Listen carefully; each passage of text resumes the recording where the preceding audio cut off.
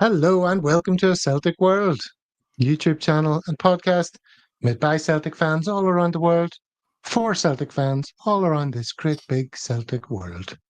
From Burnside to Brondby, Springboig to Serbia, wherever you happen to be watching from, you're very much part of a Celtic world. And let's go round the clock here and say hello. First of all to Paul in Perth. How goes it? Yeah, all right, Gav. How are you? Nice. I see you're sporting your kneecap t-shirt there. I am representing. Uh-huh. Yeah, it was obviously at the gig a few weeks ago. I thought it was appropriate more toward the t-shirt rather than the full balaclava. I thought that might be a bit much for the show, but that might come out in the close season for a laugh. You never know. And then joining us tonight, we have two of Govan's favourite sons, Kaiser and David. Kaiser's in, Govan. What up? Yep, living my best life as usual in the shadow of Mordor, but the sunshine of Glasgow. Been outside touching grass. I've not seen the likes of it in a few months with the -17 conditions here in Ibrox. Sunlight is permeating, breaking through the permafrost. Zombies are defrosting. Talk of the 49ers is subsiding. Yeah, financial fair play is coming into action. Loving it, living my best life. Fantastic. Well, -17 in Govan, and one of Govan's sons, as I say, who gave up such harsh temperatures for the sunnier climes, David in Bangkok. Hey Gav, hey folks. Hope you're all well. Looking forward to a good chat this evening. All the best. As always. Well, hello to everyone who's in the chat. Craig, Hail legends. Sarah, who we last spotted hovering over the Yas button in the drink along. Yeah. And she accidentally hit return on Yas when Adamida looked like he was going to score and didn't. That caused great hilarity. Hungry Harlequin bigging you up, Paul, for the t-shirt. Lots of people in the chat. Monty there giving his usual rundown. And I suppose I should also highlight Monty's comment from earlier. Good morning, Dickie. Hope you're well. As I'm from Fife and want to get involved in the whole Star Wars thingy, may I say that the fourth is strong in this one. See what you did there. How we laughed. We did have a bit of a discussion, didn't we? That's for you, bro. In the past few It's a days start about for you. You're that right. there's only so much I can join in this Star Wars stuff because, I'm not a believer, I have to say. Dear oh dear. I preferred Spaceballs to Star Wars, to be honest with you. So I've got the Force, but it's firmly in my Schwartz. So yeah, Surrounded by heathens, absolute heathens. Yeah, Paul, you were disappointed in me that I'm extremely disappointed. A man of your vintage is not a Star Wars fan. You'd have still been a young man, a young boy when it came out, and not capture your imagination. Good versus evil. Really. Dear oh dear. Space operas. And the kids, there was kids in my school who'd come in with, the toys, the plastic toys of the Action Millennium figures. Falcon, this big. Yeah, they're awesome. I remember one guy bringing a big thing in. I was like, that's so pathetic. He must have. Who wants to play Mum with and that Dad must have had a few bucks. I was lucky if I got a few action figures. We couldn't afford the Millennium Falcon. Jesus, that's the high rollers. I'm getting the high roller. No, you're probably right. The high rollers in my neighborhood had a Millennium Falcon here and there, but not in the Massey household. It was a bit tight. Money was tight in the old Massey household in my youth. But you should certainly be a Star Wars fan at your age. Well, shoulda, woulda, coulda. I'm not. Well, let's talk about what we're going to talk about. Spaceballs go is ahead, better. Kaiser. He's got the floppy lightsaber. Schwartz isn't quite working at his age and stuff. It's more applicable to men of all level in life. I haven't seen that either. Speak for yourself. It was like a goofball spoof in the mid '80s, I think. I haven't seen it either. I'm aware of it though. Hilarious. It's a must watch. Okay. Well, what are we going to be talking about? First of all, we'll talk about what's in the news generally before previewing the Hibs game. And then if we have any time at the end, on to socials or the quiz. if we fancy. How does that sound? Does that sound good to everyone? Where should we begin with what's in the news? Well, it looks like it looks like it was Mickey that had the old Millennium Falcon. Lucky lad. Not bad. Not bad.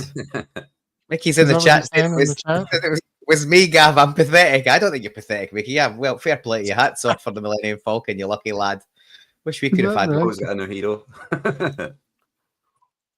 That's funny. Well, first thing we should say is it's good to have Kaiser with us. Even though Kaiser was here 24 hours ago, wondering why nobody else was joining him in the studio. It's like, where is everybody? And then Paul had to remind him, we're on Mondays and Thursdays. You not got the hang of that by now? I was just, I didn't know what day it was yesterday, shall we say, and I was up and ready, and the message came through with the link for the chat, and I was like, oh, fantastic. Got a chat today. I've not been on in a while. Rubbing my hands like a wee fucking fly that spotted put. And I was right in here waiting, messaged the WhatsApp, and I was like, what, just me in here myself, just in doing push-ups alone, was I? And I thought somebody would come in and like at least say hello, but no one just left me here toasting. I just waited. Well, you're in good I left company. about 3 a.m. yesterday. You're in good company. I also happened to see this on my timeline. These are a couple of Celtic fans. Arrived safe and sound in Barbados, only to discover that the wife had booked the hotel for next year. That's the message here from Gav C. So, these mistakes are easily made, Kaiser. Not to worry. Yeah, he's definitely going back next year as well then, bro. That sounds like 2 holidays. That's a very smart wife. I think they got it sorted in the end. Also, I should point out that the cover art for today's show, obviously, which is that Star Wars reference, and the T-shirt comes from T's for Tim's, and I should flash them up and give them a shout out. David, did you buy one? Yeah, I bought the Rebel one. Even if I'm not the biggest Star Trek fan among the lot of us. Star Wars, Star Trek, dear. Star Trek. Star Wars, Star Trek. Tomato, not the same. Camouflage. Whatever one walks in. Yeah, exactly. Window. I'm looking forward to wearing the T-shirt at one of the next outings. There is only one Star Wars question. There is only one Star Wars question, and it is Chewbacca. Does he have a man penis or a dog penis? Is it like a lipstick lightsaber, or is it like full floppy man? It's the only question Star Wars offers. I think you're watching Deep Throat 9 instead of Deep Space 9. That's the one. It's the only question that Star Wars offers to weird perverts. Let's move on quickly. Come on, let's figure. We're nearly 9 minutes in. We've not mentioned Celtic yet. Let's get on with it. Okay, let's get on with mentioning Celtic. This is in the news. How excited are we that Celtic are going to be playing Newcastle in July? Does that excite anyone? Nope. Not really. It's just a money game, isn't it? Like, who cares? If it's July, we won't have most of the squad ready. It's neither here nor there, to be honest. But there you go. Yep, reeks of a I used to love cash grab. Yeah. Mm-hmm. Sorry, David, you're back then. I had some of the best preseason games about 3 or 4 times. Never actually managed to a single one, but used to meet up in Glasgow in the centre of town about an hour and a half before the game. So we'd get a quick pint in before we get the train, and then we'd get another quick pint, and then try and get the bus, and then let's just get one last pint and we'll get a taxi. And then, we'd like 3 hours later, we're sort of staggering home trying to find out if we can get the result before we get in the front door. So I've got so many fond memories. I've never seen a single game, but 25 quid for a pre-season game, as Paul said, a month before the Champions League qualifiers. Can't see the attraction in it at all. is Newcastle the glamorous team from the Premier League? They're not. No. Bloody Saudi money, can't stand them. Absolutely can't stand them. And I used to really have a fondness for Newcastle. But since the Saudi money came in, of all the clubs for them to go to, it's kind of annoying because you feel for their fans because they've been stripped of success for so long, and they love their club, and it's a one club city and all the rest of it. It's just really sad that now they're tarnished with that sort of Gulf oil money brush. Yeah, no, it's one of the last clubs you'd expect in the Premier League for that to happen to, but just shows you money talks. Have we all been to Newcastle? Has anyone been to Newcastle? I have. My mum and my sister live there. Yeah, it's a fun place. I've been a couple of times. I've got mates that live in just on the coast, just outside Newcastle. And I went to see Ray LaMontagne there many years ago. I helped some mates move up there, and they bought me the gig ticket as a little thank you. So yeah, so the last time I was meaningfully in Newcastle, I think. Anyone else got any stories to share of Newcastle? No, I just think they're so far north. They should quit the Premiership and join the SPFL, along with a few other northern teams. I know the Southerners in England certainly see them as not part of England, but it would be good if a few of the, let's say, from Manchester up, decided to come play in the Scottish Premiership. I would enjoy that. Yeah. Well, I was there. I used to have a girlfriend who was a Geordie, in fact, for a while, and we went up to go to a wedding in Newcastle, and it was the shortest speech I've ever heard at a wedding. The father of the bride got up and took the microphone, tap, tap. Everyone falls silent. And he says, "I'd like to thank you all for coming." And then he sat down again. That was it. And it was like, what? You can't do that. But that was it. Get And back then to the next drinking. morning, we all woke up in the hotel, down for breakfast. And, 80% of one side of the wedding were wearing Sunderland tops, and about 80% of the other side of the wedding were wearing Geordie tops. So it was proper classic. I think there must have been a Northeast derby on or something, maybe not. And they were just flying the flags, to get it up the other side. Yeah, but it was a lot of fun. Them know. You fond of Sunderland or something, David? Yeah, my brother-in-law is a season ticket holder. Yeah. Sunderland's always been my English team. So Wise Men Say, the Elvis Presley song, is the theme tune. So yeah, another reason for me not to like Newcastle.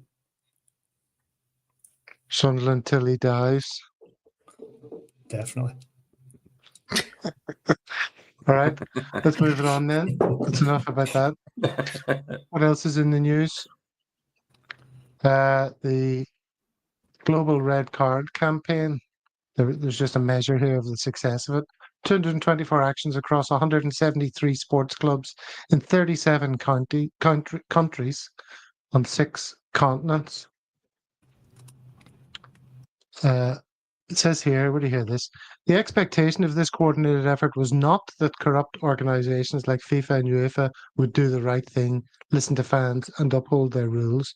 Instead, it aimed to show that the true football world stands resolutely with Palestine and against Israel, highlight the hypocrisy and racism of institutions like FIFA and UEFA, which serve imperialist interests through our game, and prove that it's possible and powerful to unite fans across borders and cultures, in spite of restrictions, sanctions, and intimidation in place to prevent this.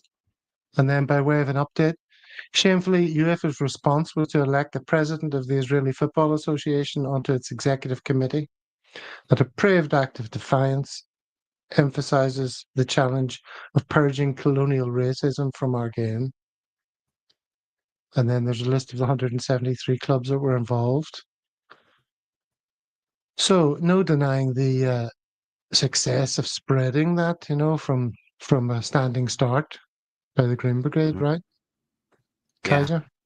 it stands testament to some people say politics does not belong on the stands, but when it's suppressed everywhere else in mainstream media and you can get it out there in the stands, the GB done an excellent job of doing that. You've seen how many clubs around the world picked up that banner as well, show Israel the red card. I don't always agree with everything the GB do. Personally, I like to assess events and make up my own mind, and I always like to consider myself to stay on the right side of history. Fully back the people of Palestine and their right to live and live free. Having said that, I don't entirely hate the people of Israel. There is no hatred there for them. I understand what is going on there. That's just something that goes on in the world. I do think FIFA are very hypocritical, considering the way they treated Russian teams in Russia when the popular war was engaged in Ukraine, and it's okay to support those people who are being moved by war from their home and forced to flee across Europe with the support of the Ukrainian people. That's a popular war. Comes to Palestine, the exact same thing's happening, and we have to say nothing about it. It's suppressed and subdued. Delighted Paul's wearing the kneecap t-shirt as well. I'm sure he's got something to say about the full initiative as well. So I'll no hog all the headlines, and I'll let the other guys have their say on it as well. Yeah, David, do you want to jump in? No, absolutely. No, I think Kai's put it perfectly, as usual. One thing that I saw last weekend was there was a clip of one of the Huns standing quite close to the Celtic fans at Ibrox last week, and he was trying to show the Israel flag. I think he had it upside down, or the police were trying to take it off him and stuff. And I think it shows how pathetic they are.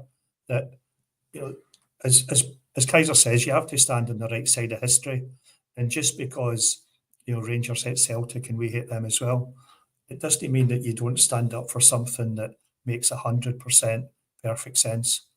So, for me, this was just another example of Huns will always be Huns. Yeah. Can I just correct something as well that I said there, right? I insinuated that the people of Israel are waging war against the people of Palestine. Usually a war contains a side of opposing forces, either equally matched or subpar matched. The people of Palestine have no weapons. They've got sticks and stones versus tanks, bombs, and sophisticated American weapons. It's a genocide. It's not a war. So I'll just correct myself on that at one point. All right. Well, a very successful campaign, no doubt, the way it spread around the world. So I thought it was interesting to get that little update. All right. Now let's talk about, players that we've been linked with. Should we do that? Our first little foray into what we're going to talk about a lot, I would imagine, over the summer. Now we've got a few CSCs lined up to talk to over the summer. There'll be a few of those episodes, but we'll certainly be talking about transfer speculation. And everyone's favourite, David, Matthias Kvistgården, as you know how to pronounce it now, being part of this show. His name won't go away. Jesus, are you sick of hearing him? I'm still waiting for you to get the song started. I still think it'll be better to say that I never promised you a Quest Garden. I'm sure you can sing it much better than I can. Pardon. I beg your pardon. I never promised you a Quest Garden. I actually had a team of ladies who used to follow me around the street singing "I beg your pardon, Martin." I never promised, and it was something they stalked me for several years. They were like the ugliest quartet of singers you've ever seen in your life. The three of them looked like grot bags. The three of them individually, it was nightmarish. Well, let's move it on to some new names then, Paul. Instead of revisiting that old one, we'll see if anything ever comes of that. There's no point talking about it. But we've all seen this. Celtic are very interested in the Red Star Belgrade centre back. Paul, talk about this one. Yeah, it just came on the radar the other day. I think, what is he, 17 years, 17, nearly 18, just about to turn 18 next month. 17. 6'6", 6'6", highly rated. He'll be, as we said in the group chat, he'll be on Brian's radar. Obviously, right across the Balkans, it's his special subject. Joking aside, like lots of good defenders come out of that region. Plenty of big centre backs that are, first and foremost great defenders. So yeah, obviously I haven't seen anything of him, but physique, background, age profile looks like a player that we could definitely be interested in. At 18, is he going to walk straight in the team? Maybe. I don't know how many games he's got under his belt, but that the centre back position is absolutely up for grabs. Trusty, CCV's, if he decides to stay and he stays fit, is a guaranteed starter, but no one else is. Lagerbielke's on his way out. Assuming somebody will pay the fee for him. It looks like Nawrocki is not fancied and had limited time, and he looks like a decent player, but I think he lacks pace, which is why Brendan's not convinced. And then Trusty's not really. He's looked good in parts, and then he's looked rocky in parts, and you'd probably keep him and try and develop him, but there's definitely an opportunity. I haven't mentioned Scales, but he's had his moments, but he's also got his faults, as we saw again on the weekend. So I don't think he's the long-term solution either.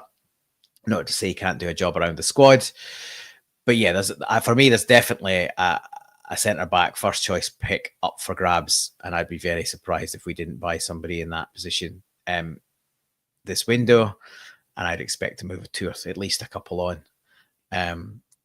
He might be left-footed and quicker than the other centre backs, but he gets bullied. For a bloke that's 6'4", 6'5", he gets bullied by players around him, and until he can deal with that, he's not going to cut it. He's looked better in the Champions League, where he hasn't necessarily had the physical battle all the time. But if you're getting bullied by players from St Johnstone and Motherwell, you've got problems. When the majority of the games you're going to play for Celtic are against that type of teams, and that's the bread and butter. So I'm not writing Trusty off entirely, but we're going to let at least two go. I'd say Nawrocki's out the door, Lagerbielke's out the door. Stephen Welsh comes back from loan, but I wouldn't be surprised if he goes too. So there's three gone. Dane Murray's injured again, although there's high hopes for him. But yeah, like I say, I think there's a spot there up for grabs, and this guy seems to fit the profile. But he's a name that's crept into the reckoning this week. Let's see. I'm sure there'll be others. Yeah, the Trusty issue, like seeing your manager saying weak as piss, like he did that time, that just looks like the death knell to me. That is not good. Weak as piss. Any manager ever described you like that, you'd be like, oh, Jesus. It's something I would take on board and certainly rectify. I would be in the gym and ensuring I was not weak as piss in future.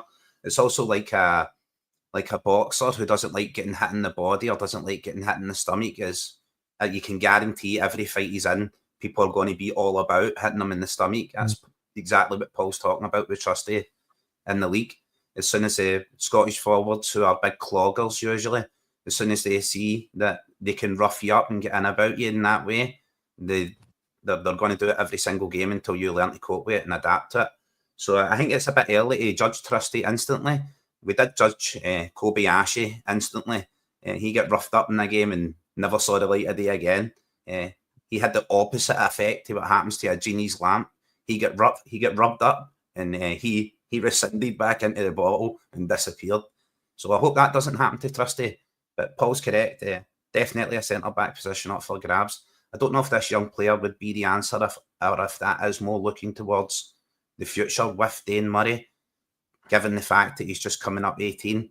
But as they say, if you're good enough, you're old enough, and the position's there for the taking.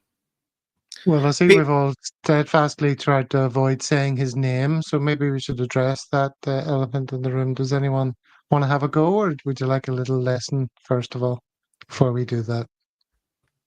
I looked for people saying his name on the internet. I found one who's a DJ, and he was introduced. His name was Marco, followed by the surname. So to his music, there's a few mentions of that surname in this to help you pronounce it. Marko Milosavljević.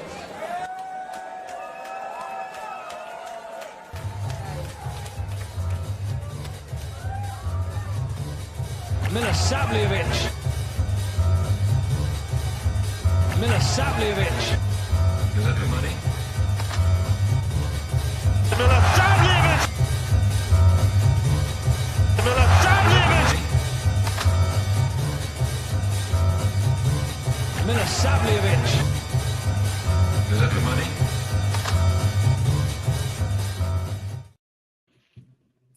There you go. Milosavljević. We got it. Very good. Very good. Well- Milosavljević. It's exactly how it's written, isn't it? Yeah, but you have to give it the sav. You put the Milosavljević. All right, okay, that's the one. To meet Pete McGee's point about Scales being bullied by Dessers, I disagree. He wasn't bullied by Dessers. He just dived in. Like he didn't get out. He got out thought, not out strength. Like he should have just stood his ground.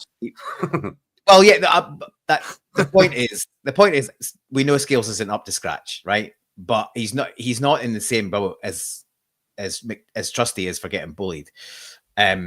He just makes bad decisions, which, you know, there's a fault there as well. But if he'd got himself, like we were caught on the counter there, he'd got himself back in. He was right side. He just needed to stand him up and pull him away from goal. And he dived in. And Dessers, whether you think he planned to wait or he was just hesitant, he got the space he needed and he slotted it pretty well. But yeah, we know Scales is not the answer. He's a good squad player, but he shouldn't be the first pick for Celtic at centre back. And it's an indictment on what else we've got that he gets back in quite regularly because no one else has grabbed the jersey. Jerry Sadovitz, says Craig Young. That was a great comedian who he was sort of cancelled, wasn't he, as well? Didn't he fall foul of cancel culture? Well, he'd have been cancelled a long time ago, well before cancel culture as we currently know it. He was pretty on the edge, even the 80s and 90s. Yeah. Ebenezer good. All right, let's move it on then. What about this? This is a strange story, is it not? Celtic are considering a move for former goalkeeper Ross Doohan, who currently plays for Aberdeen. 27-year-old joined his current club from Forest Green Rovers following a spell at Tranmere Rovers after his Celtic release. David, can you make sense of this one? Well, I kind of do. Haven't heard of that one. Doohan used to. He also used to play for Partick Thistle. Yeah, I was surprised to hear that the Partick Thistle nil, as I like to call them, because they're my son's favourite team. There's absolutely no logic in that at all. Plenty of logic. I've got loads of logic for you in this one. He's got some relationship. He's got something on the manager. He's shite. I mean, way beyond shite. I mean, we need Stephen here for his trademark pish. But no, just please don't. I'll tell you why we're signing him. If it's true, I'll tell you why we're signing him. Bain's 33. I think he's decided he's got a year left on his contract. He wants to go and play football finally. He's made a lot of money sitting on the bench. He knows his career is relatively short. He's going to go play football somewhere. We need a third choice keeper. Ross Doohan's a good age profile, and he came through our youth system, so he ticks a box for a youth-trained player for the Champions League squad of 25. You need 3 goalkeepers. He's never going to play. It makes total sense. He's a direct swap for Bain. Unless Bain leaves, he's not going to come. I think that's what's going to happen. I saw the friend of the show, Hamish Carton, did a similar piece on this in the last day or two. Yeah, it makes sense. Third choice, not third rate. Yeah. I mean, one of our subs. Yeah, one of our subs must be able to fit the homegrown criteria. I mean, he's absolutely third rate. Well, let's have a quick chat about that then, Gav. I don't know if you've got time. If we've got time for this, we probably have, given what else is on the agenda. We in the Bayern Munich game, and Hamish pointed this out again. Actually, in the Bayern Munich game, we only had 6 homegrown players in that squad. We listed 23 players because we were too short, because we didn't have 8 homegrown players. We had 6 homegrown players. We had three club trained, 3 association trained. So we're too short in the last time we were out in Champions League. And if Greg Taylor leaves, we're going to be another one short. So we've got a problem that needs addressing. Tierney coming back is one. So that's an association, a club trained player. If we go and sign Lennon Miller, that's another association trained player. That makes total sense to go and buy him. And I know there's a lot of debate and discussion about that, but that deal makes 100% sense for me on a number of different reasons. The squad thing as a key part of it. But yeah, like, unless we want to get to the point where we're listing 20 players in our Champions League squad because we don't have enough Scottish players, we're gonna have to do something about it. So yeah, I think I think Bain's probably given the nod that he's going to go. We'll get a small fee for him because he's got a year left on his contract, and we'll go out and find another Scottish keeper to replace him. And if you're going to get a Scottish keeper, why not get a club trained player that's already come through our ranks, ticks off a box there?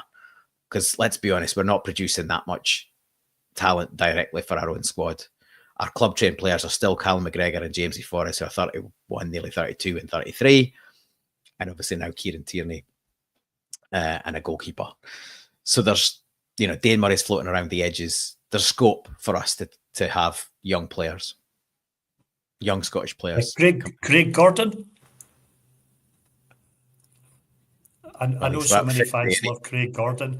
He's about 50. So if you're just looking for somebody to sit on the bench that's never actually going to get on the pitch, then I'm sure Kaiser would be willing to shove the jersey on. I'm well into that. I'll even wear the gloves. Just makes no sense. I'll smell the glove. I mean, someone who's so horrifically bad. He had a good game. He had a good game against the Huns not that long ago. But then the game he got injured in the following game. Like, I don't see I don't see the issue with this one little bit. He's going to see nearly zero game time. So if Bain wants to go, and we don't think we've got a goalkeeper coming through the ranks, go and get somebody with a bit of experience. It's not going to cost you very much, and sit him in the squad. And Big Des in the chat group. Aberdeen goalkeeper. Yeah, Big Des just got his gloves. Big Des is a big guy, by the way. The same size as Gav. All right, that's enough of that. Let's move it on then to somebody who got a little mention a moment ago. The Lennon Miller debate. Paul, massive fan. Stephen, in our group chat, less so. Hasn't seen that much of him to think that he's, really what's he gonna bring? What do we want to say about this? I mean, who do we see him as? He's not a direct replacement for anyone, but what role do we think he's going to get for Celtic? And more importantly, here's a quote from him. This is what he says here. The Hoops had a bid rejected for Miller in January, expected to return with a fresh offer. We now face serious competition from abroad. The teenager speaking this week made clear he's open to playing outside Scotland if it means regular football. Yeah, you look at these players who've gone abroad and tried a different challenge. Most of them have worked, he said to the Daily Record. I don't mind where I am as long as I'm playing football. That's what I want to do. I want to play football. How much football is he going to play if we sign him?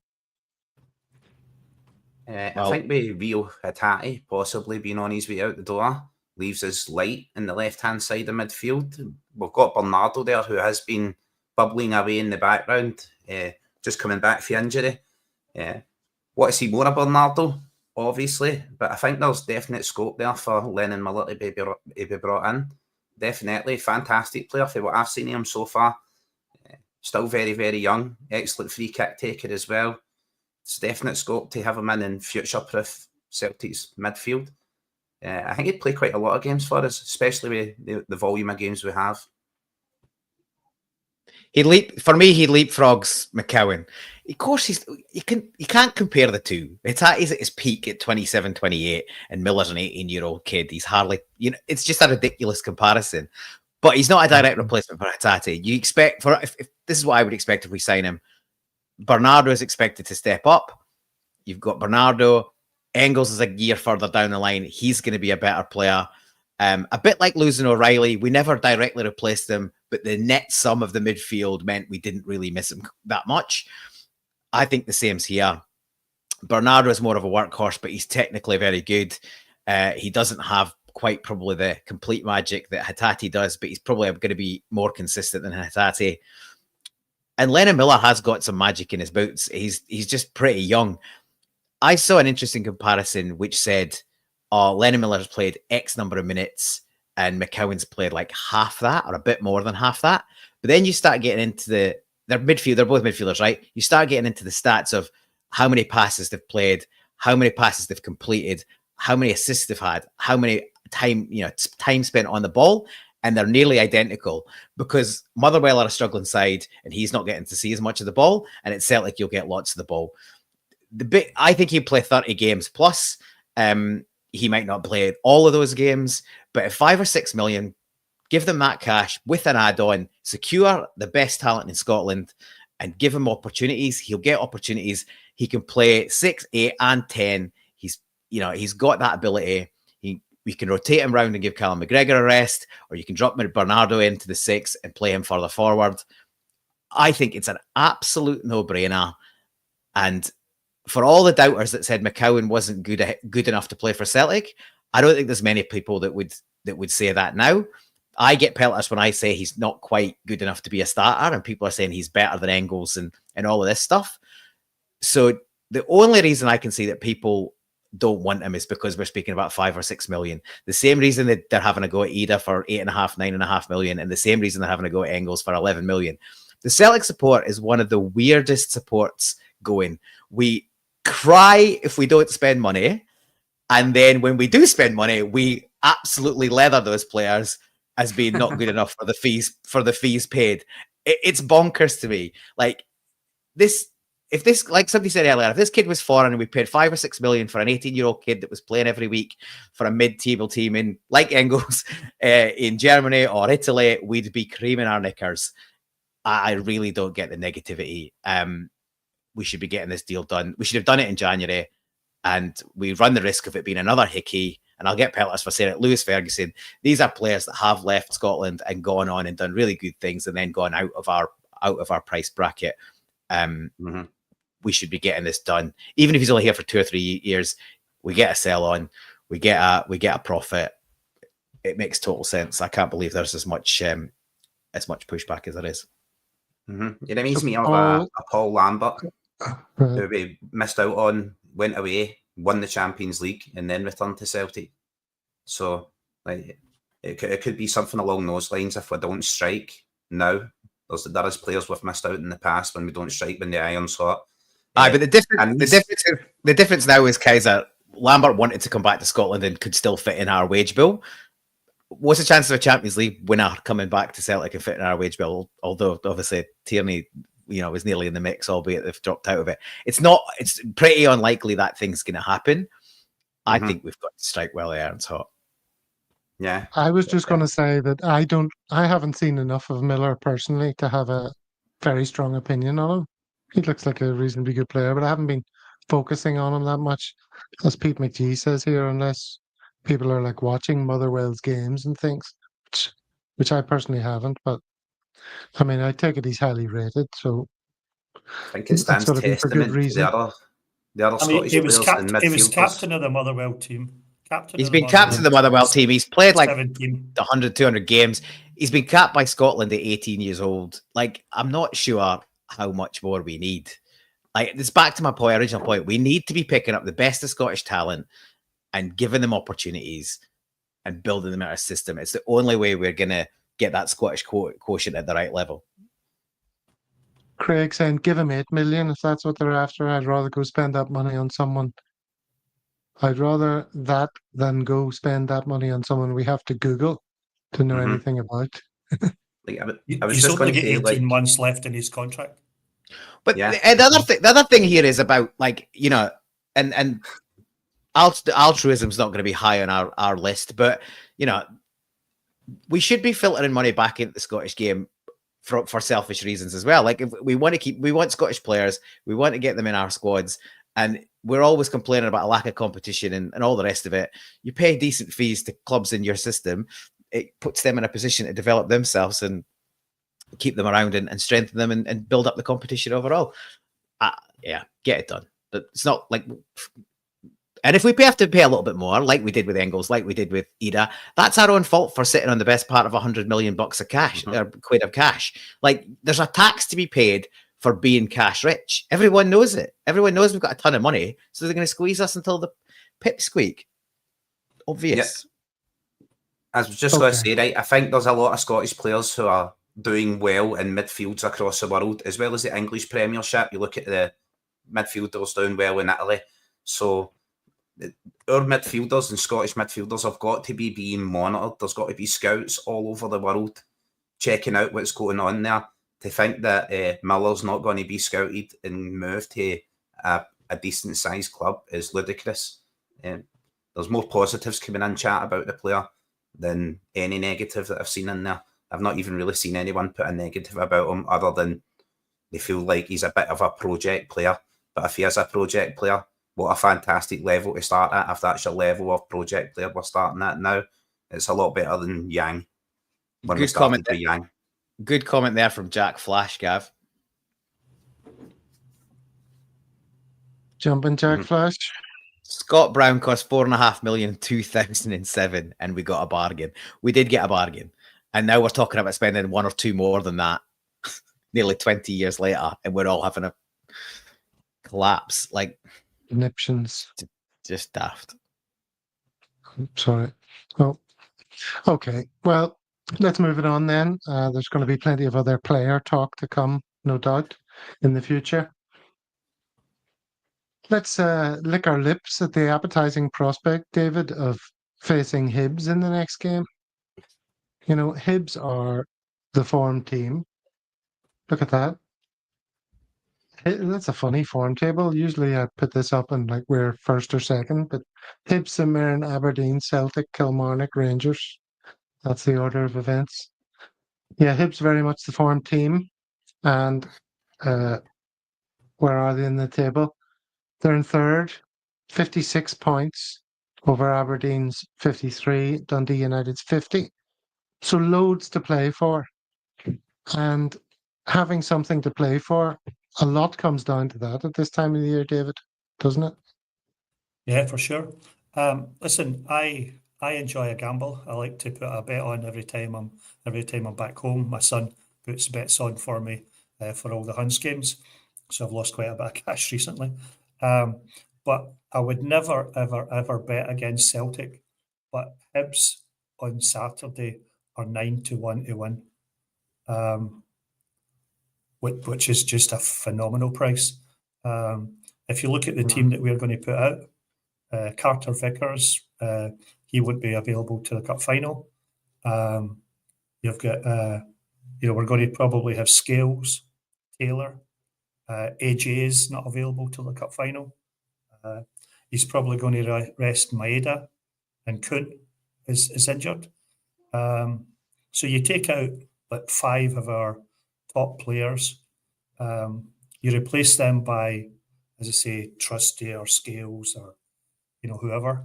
And 9-1 for Hibs is a spectacular bet.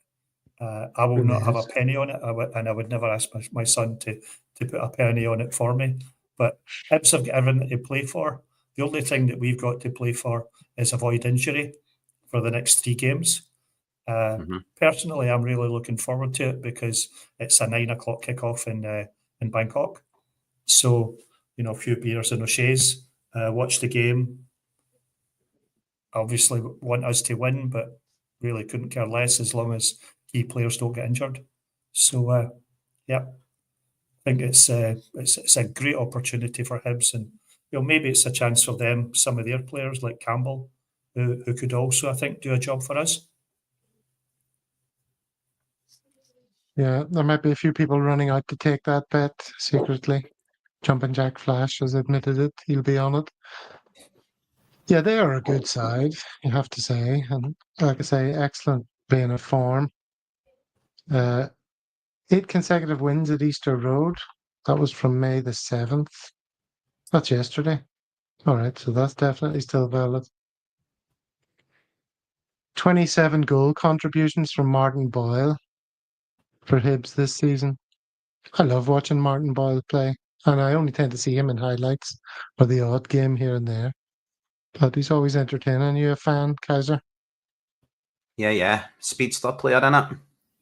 Yeah, he's having a standout season this season with those goal assists. Is it 27 assists, did you say, or goal contributions? 27 goal contributions, yeah. Yeah, Hibs didn't have a remarkable season, I would say, but they certainly came alive at the business end of the season. What David mentioned there about the 91 odds and Hibs having something to play for, our work's done and we are just basically leading into the cup final. That's a really good price. And if you're going to bet against Celtic, Edinburgh Celtic's not too bad to bet on. I suppose it's a lesser of two evils. But I don't know. I never bet against Celtic. I always back Celtic to win as well. I still see he's winning that game, even with players being out, players being injured. Brendan needs to be saying to the other players, then you're looking to write yourself into the history books. You're looking to write yourself into this treble winning side for the cup final. You're going to need to turn up and play in a game like this. This is your chance. So I'm hoping to see Johnny Kenny, Yang, players like that step up, really get a run out and get a chance. Excellent for Ida as well. He looks like he needs a bit more games, a bit more under his belt, and really get firing. We've seen him in the last game take a few touches, and he was a bit heavy on his touch. He was creating space and carving out for himself. Got it right once, hit the back of the net. I just think he needs more games. So you've got to hope the manager's motivating the squad there to go out and get the win. But as David says, there's a reason the odds are looking so good, especially with the injuries we've got and leading into this game, and with most of our hard work being done.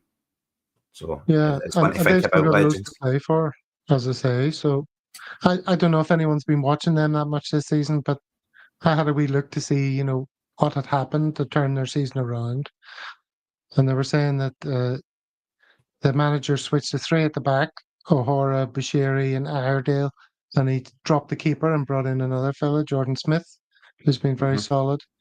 But a lot of the praise goes to this Aussie midfielder. I wonder, does Paul know anything about him? Triantis, who they got on loan from Sunderland, got to mention earlier. And he made the shortlist for Player of the Year, apparently. Yeah, I don't know a lot about him, to be honest. I think he's started to get some squad time. But yeah, I don't super follow the Socceroos, I'll be honest. Although I will be attending the Aussie Japan qualifier, which is being held here in Perth early next month. So you probably tell you I won't be making the Thursday show on June 5th because I'll be at that match. That's only been confirmed this week that I'm going to that. So I managed to score some hospitality tickets with work, so I'll be taking a few collects for that match. David, do you know about Hibernian's team and how they've developed, who their danger men are? Well, as I said earlier, I think for me, Josh Campbell is a good player. He's always done well, against us.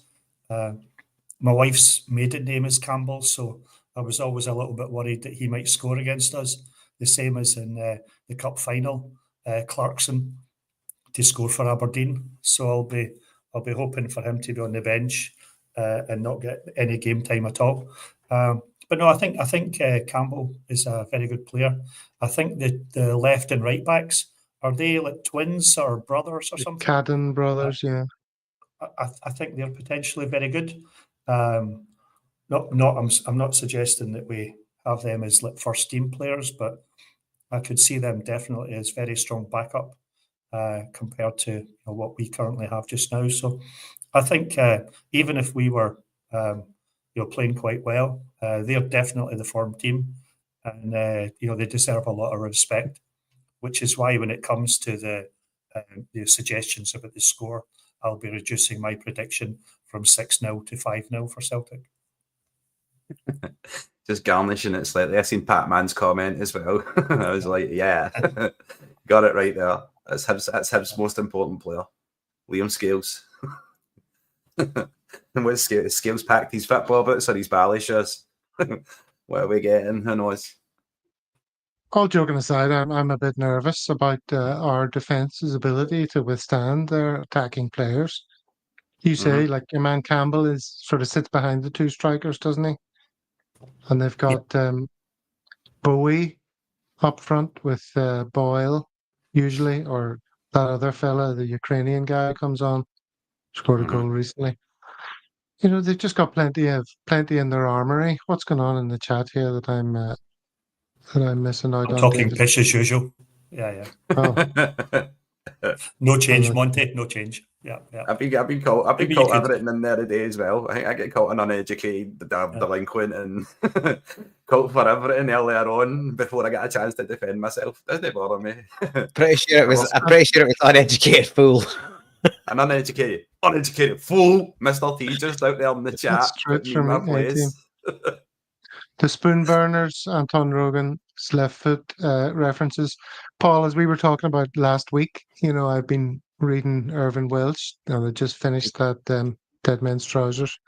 And in that, they feature the cup final where, you know, Hibs win and they all go mental. Yeah. That's quite an important moment for them, getting back together again. Absolutely. Yeah, And David Gray is the hero. And now here he is, the manager, and he's doing good things. It's an impressive setup they have there. If any team's going to challenge next season, do you think it's Hibs? Well, that's how you would apply. If you applied logic to things, that's what you would say. But we all know logic doesn't really apply in Scottish football, especially once you leave like the top one or two teams. Like Hibs could be in relegation trouble next year. That's how weird the SPFL is. Like we know they've got players on loan. Obviously, the problem with these teams further down the ladder is that as soon as a player, if they're their player, then there's interest in them and they've got to sell. Same as us, if you get good, it's just more zeros on the end. If you get good fees offered, you've got to take it and then you've got to reinvest it. So I think the best thing Hibs did this season was it would have been really easy for them to sack David Gray. Really easy for them to sack him because he was on a horrific run at the start of the season, and the only reason I think they sort of stayed with it is because he's a club legend, and you know they just wanted it to work, so they gave him a bit longer. And it's a good example to lots of club chairmen that if you think you've got the right guy in the seat, you've kind of got to stick with it a wee bit longer than a few games because there's a lot of turnover in these teams further down the league, and you're not going to get players instantly gelling. We changed 2 or 3 players and we look disjointed for weeks. So if these teams are turning over 5, 6, 7, 8, 10 players in the squad, it's obviously going to take a while for them to get going. So yeah, I think Hibs have done a good job. I think they've got a good balance in that squad. How much of it will still be there next season? That's the big challenge.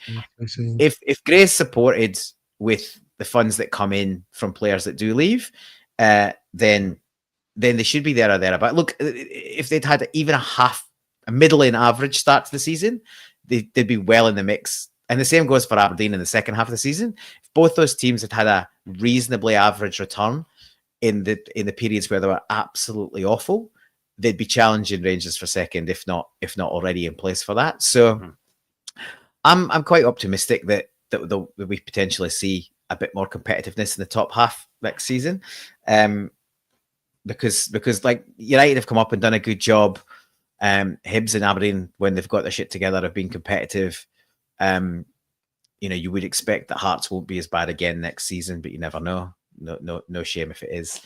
I think they could be there or thereabouts next season. It obviously also depends what goes on at Mordor as well. There's, you know, they haven't got their troubles to seek, and there's no magic sort of savior riding in on a big white stallion, so they're in for trouble as well. They might be better run over the next 10 years than they have been over the previous. Yeah, but So, I guess that's the point, Gav. If they're going to be better run, it's going to be a number of years before they start to see that's exactly right. the fruition of that. Fingers crossed they don't. Fingers crossed they keep running themselves as hilariously badly as they have. But it'd be hard to continue on that trajectory. So you're probably right. If they've got the right people coming in, then they will probably run themselves better. And at some point, they've got a puncher's chance. But I don't think it's next season. Can I just say David, can I just say to Monty that I was never saying that the Hibs players were good enough for to get into our first team. Far from it. But I do think there are decent players. For the last 6 months, they've been, playing really well. If you look at like McCowan, that kind of level of if you were to spend £1 million on one of these people, I think you would get a decent sort of basic squad player at the domestic level. But I certainly was not suggesting or wanting to suggest that these are people that we should be spending the Lennon Miller type cash on. So just to clarify that. Also, just I liked Paul's comment about how it's important to give these young managers the chance to stay on. So obviously we're all hoping that Ferguson is still here for the Huns. I think they should give him a long-term contract, really. So yeah, Paul, absolutely, 100%. Not that young, is he? That's the thing. Yeah, I think they've changed that "No Hope of Rome" song to "No Wins at Home." So just calling out a couple of things right as well before Gav gets on with what he was getting on with. Sorry, Gav. Mark Nisbet says he wasn't talking to me. He was talking about the guy who had the flag upside down. He was the fool. Yeah. And just while we call that out, right, legends, I would like to put my hands up and remember to call out the other fool who was mocking the 66 victims at Ibrox with his phone. We can't call out their stupid behaviour and not call out one of our own who's behaving like a moron, albeit buoyed and intimidated by a toxic environment. The last thing you want to do is lower yourself to that standard. Something I hope we don't see again for our own fans. But we can all laugh at them as well for their stupidity, but we must never let them drag us down to their level. All they're going to do there is beat us with experience. So please try and behave yourself out there, legends, right? Remember, you're representing Celtic, worldwide fan base, worldwide club, on your best. Don't be like Kaiser at Paradise with Gav, right? Exactly, that's what I'm thinking. There's Kaiser telling people how to behave themselves. That is ironic. I never get formula on that, and Gav, they love me there. They love me. The stories we could tell. Anyway, there's 110 people in the chat. So I know 100% people watching currently, so that's good. So hello to everyone. Welcome, if you haven't already, you know what to do. Twice a week, like. Mondays and Thursdays. Smack subscribe. And you don't have to take it from us. Listen to one of our Australian viewers making the same Hey, point. mate. You are watching the least boring Celtic YouTube chat show in the world. And it is totally free. Jeez. That's got to be worth a subscribe, eh? Wow. Celtic YouTube chat show, is that what we are? We're more that than a podcast, aren't we? Not really a podcast. We're too visually stimulating, wouldn't you say, to be a podcast? That's what I would say. Speaking of visually stimulating, yes. Does anyone want to end the show with a couple of little Celtic catchphrases, or shall we go out on a high instead? No, I love this. I love the catchphrase. See the picture game, Gav? And I noticed how many other podcasts have now picked it up and started using it, as well as I seen it on Super Scoreboard as well. They were doing the same thing. I'm like, everybody's ripping Gav off. Nobody's giving him any credit. Well, come on. I didn't invent it. I just took it to the next level, I'd like to think. You know? This is just dialed it up a notch. All right. Well, I'm sure everyone in the comments is saying, yes, please, let's play. Let's play. Is everyone saying that? No, yep. 420 wants a song. 420 wants his own song or Gav's song. I could give you a quick song just from the vault, one that you haven't heard for ages and kind of flew under the radar. It was the original CCV one, based on a Smith's track. Gav. Don't. No, right, the original, or is this one we've not seen before? Or is this the CCV song? Because if it's the one where he looks like Bobby Boucher's dad, don't put it on. It's not the comedy skit that won me so much opprobrium. Although we may not be the tallest, I am unconcerned as the brain of Beckenbauer. Cameron's bigger than others. Cameron's bigger than others. Cameron's muscles are bigger than other guys' muscles. Cameron's bigger than others. Cameron's bigger than others. Cameron's muscles are bigger than other guys' muscles.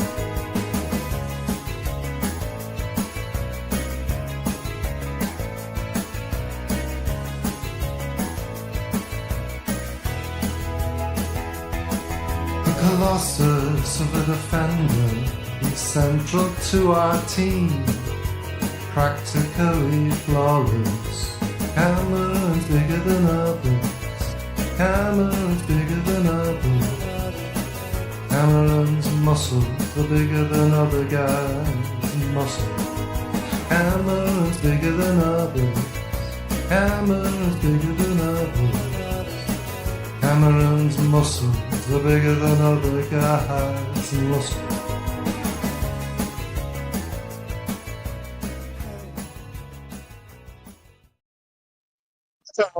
There you go. What do you think of that? Dreadful we lost pitch, this Monty. We lost about 10% of the audience during That's Yeah, all the he numbers does did dip a little bit there. and that St. Govan patting. Yep. What was the original song, Gav? Some girls are bigger than others. Oh, right. I thought it was that joke isn't funny anymore. Well, I the think I know what you're saying there. you split the audience somewhat with the old music. That's Yeah, okay. It's an acquired taste. All right. Goes down well at the Deaf Institute. Yeah. 1 hour and 2 minutes, so we'll better have a quick. I'll give you an easy one and a hard one. Here's the easy one. That's what she says.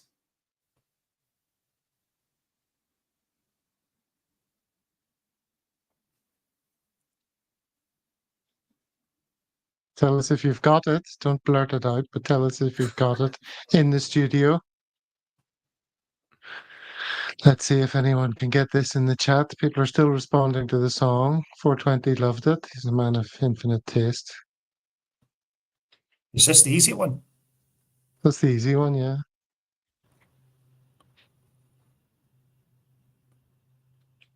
Big days, cheeky bastard.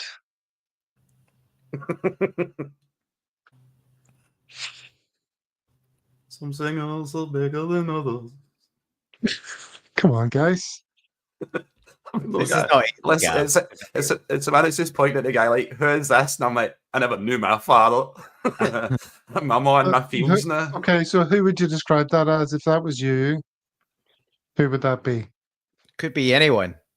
My dad. No, but Could be anyone. yeah, Oh, go on. I do declare, Keep Paul. going. Is it your Come on. dad? Yes. It's Daddy. what's the first thing? Yoga. Guy. What? Yoga. Guy. Right, Kaiser. Guy. What is the first thing What? Kaiser said again? Oh, it's Dyson Maeda. Jesus. Right. Guys in Guys my in. He's in my dad. Oh, Jesus. Guys That was the in easy my one. see, Big Des is in there. That was the easy one, yeah. Dies in my dad, look. There we People are go. probably saying those a few seconds after you, so they might have been getting them before you jokers. Sarah enjoyed that one. Pete, kill me Nah, now. I got it first. Paint, meditate, Okay. dad. Here's That's what I thought it was. Yeah. here's the last one. We'll go out on this. If you can work this out, this is a more obscure player. All right, so I know that's an Atari, but it's no Rye. I'm assuming it's not Rickson. That would be correct to assume that. There you are. Does that count as a correct answer? No. Is the tiny green dot part of the image? Whoa, Henrik McLaughlin, get in there, son. Dead Rick Boy Atta. Right, but yeah. Dead. Got it. Well Well, done. that's pretty good. Yeah. That is brilliant, Henrik. Well done. Congratulations. It was worth it just for that. Just for that moment done. of tension release. Seeing that it came Shield good joy. again. All right, that's enough pish, I would think. If you don't think it's pure pish, do the right thing and hit that subscribe button. Only in our second year. Look at everyone coming to his to praise that result. That was brilliant. Love Well Rick done. Mail, of course, absolute legend in our lifetime. Like just comes All in right, like, lads. what? What? What's going on in here? Welcome in. Henrik McLaughlin says that's made his day. Well, that's what we're here for, just to spread a little bit of joy, make everyone's day just that little bit better. Except for Pete McGee's, who can get deep on. All right. Thanks, everyone in the comments. We're going to say goodbye now, and we'll see you back here on Monday. Until then, Yeah. farewell. Hail, hail, legends. See you later.